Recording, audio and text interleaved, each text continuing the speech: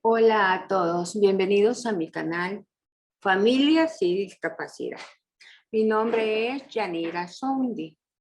Esta ocasión vamos a tratar el tema que todos estábamos esperando. Es la aceptación de la discapacidad. Cómo una madre, un padre o parientes encargados de los niños y niñas con discapacidad pueden aceptar, logran aceptar la discapacidad. Realmente no existen fórmulas para ello. No puedo decirles cómo hacerlo de determinada manera. Es algo que se va dando, un proceso, un duelo que cada quien lleva en su camino. Para empezar, nosotros como padres y madres de personas con discapacidad, muchas veces nos enteramos de esta cuando nacen los niños o cuando crecen y la adquieren. Muchos de los niños nacen con una discapacidad por diferentes causas. Enfermedades durante el embarazo de la madre o bien después al nacer por algún tipo de medicamento, antibiótico o bien algún golpe o accidente. Los papás y las mamás, los tíos, las tías, los abuelos, las abuelas, todas las familias, cuando se involucran en este proceso, deben aprender que el primer paso para ayudarle a ese niño, a esa niña, a superar las barreras y superar esa discapacidad, es aceptar como familias que tenemos una discapacidad dentro de la familia. Un niño o una niña con discapacidad. En mi caso particular, pues el proceso fue relativamente corto comparado con otras personas que yo he conocido que han tardado años y a veces casi parte de sus vidas en aceptarlo. ¿Qué hacer? Primero, cuando un médico, una doctora te dice, bueno, tu hijo o tu hija tiene esta discapacidad. ¿Qué puedes tú hacer? Lo primero es calmarte. Intentar tener la mente bien enfocada en lo que te están diciendo y no permitir que las emociones te dominen. El primer momento es duro, es casi como cuando te dicen murió tu mamá o murió tu papá. Es casi igual. Nosotros como madres, como padres, tenemos que proyectarle al niño desde que está pequeño esa seguridad de que todo lo podemos hacer. No hay nada que no se pueda hacer a pesar de una discapacidad. Porque lo peor que podría pasar es tener en la mente pensamientos negativos. Entonces, lo primero es tratar de dominar esos nervios, comprender la situación desde el punto de vista de salud del niño, qué es lo que tiene, hablar con su médico, con tu doctor, con tu doctora, comprender el diagnóstico y luego buscar esos lugares donde pueden darte terapias, donde pueden darte algún tipo de ayuda de rehabilitación en los casos de discapacidades físicas, motoras. En fin, hay que informarnos, hay que estudiar sobre la discapacidad de nuestros hijos, volvernos expertos en esa discapacidad. Pero antes de este punto, cuando nos volvemos expertos o expertas en la discapacidad, sabemos que es un proceso que viene desde que te dicen que tienes una discapacidad en tu familia, luego viene el proceso de búsqueda de posibles soluciones ¿verdad? Que no hay una solución. Hay formas de ayudarte a superar poco a poco esa discapacidad, pero soluciones mágicas no existen.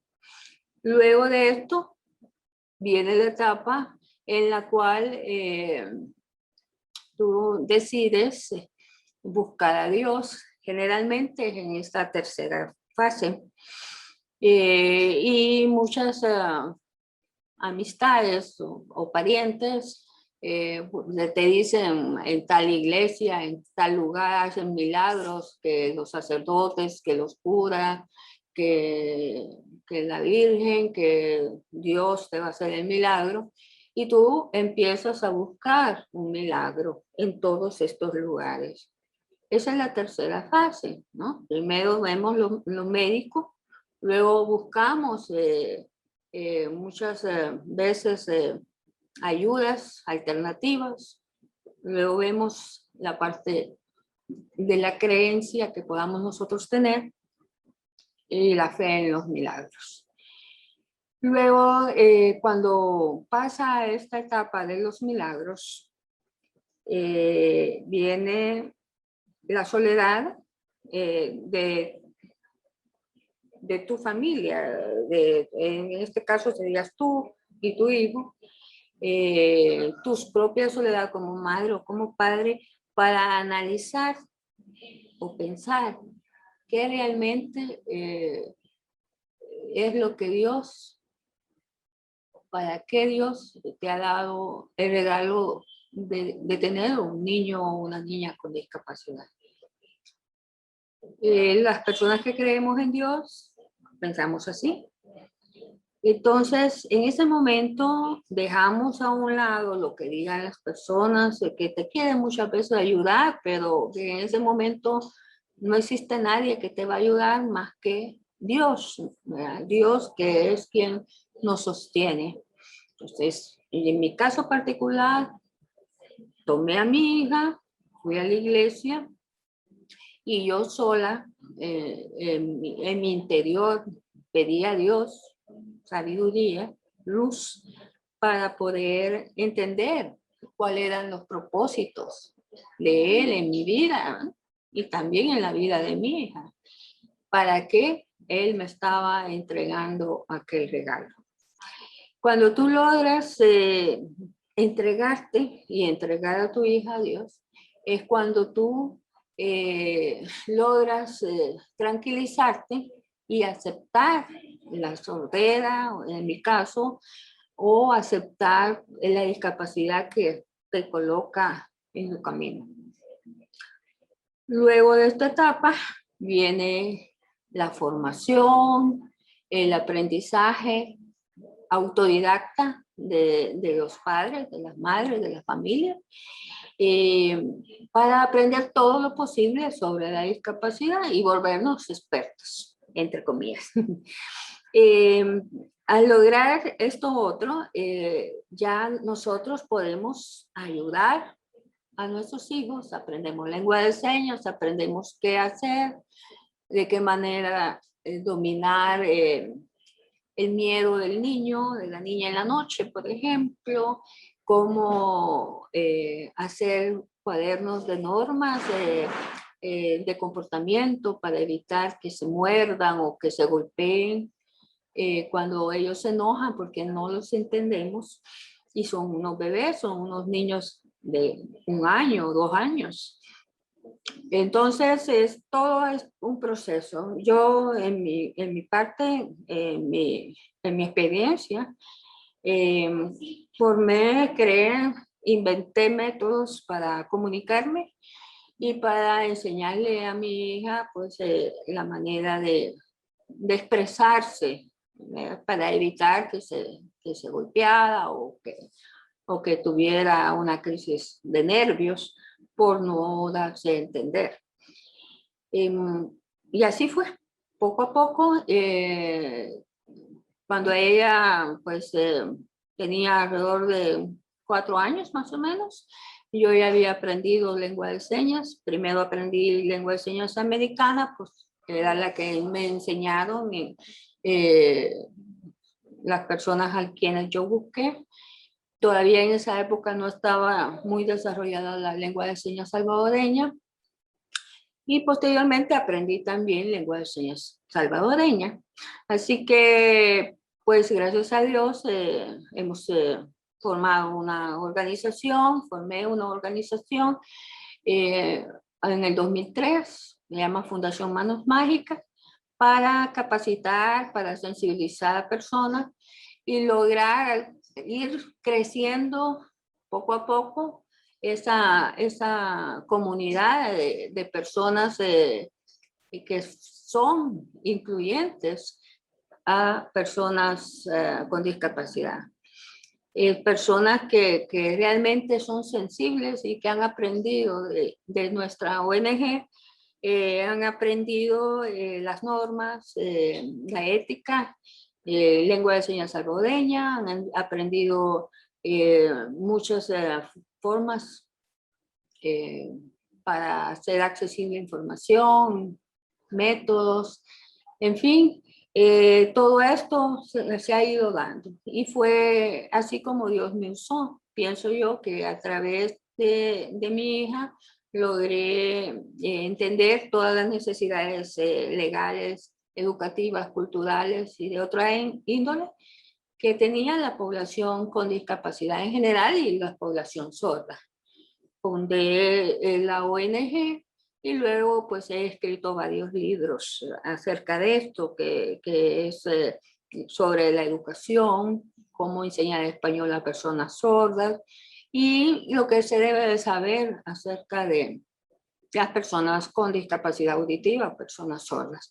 Entonces, es un proceso en el cual cada quien pues lo desarrolla a su manera o según sus fuerzas o sus creencias o su fe, su fuerza espiritual. Pienso sinceramente que sin Dios yo no lo hubiera podido hacer. Él ha sido el único que me ha sostenido durante todo este tiempo. Y gracias a él es que he podido sacar adelante a mi hija, Rebeca.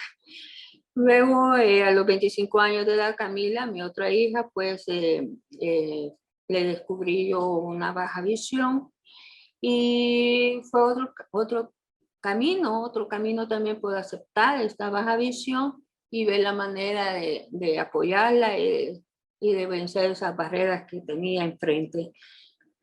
Es diferente, sí, porque en el caso de ella ya tenía 25 años y considero que también es quizás todavía más difícil tener una discapacidad que aparece de pronto cuando tu vida ha sido totalmente libre de barreras y de pronto tenerlas. Entonces, como madre, pues también me ha costado, pero no es algo que no podamos vencer ni superar.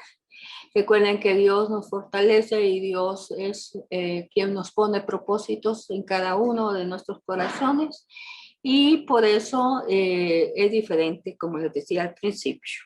Cada persona reacciona de formas distintas, pero lo importante es que al final se logre aceptar la discapacidad y desde el momento en que se acepta ya puede decir que se vencen todas esas barreras psicológicas, mentales y podemos salir adelante. Así que suscríbanse a este canal, denle like si les gusta y ayúdanos a crecer y a ir pues fortaleciendo el proyecto para ayudar a más familiares y personas que tienen hijos e hijas con discapacidad. Muchas gracias.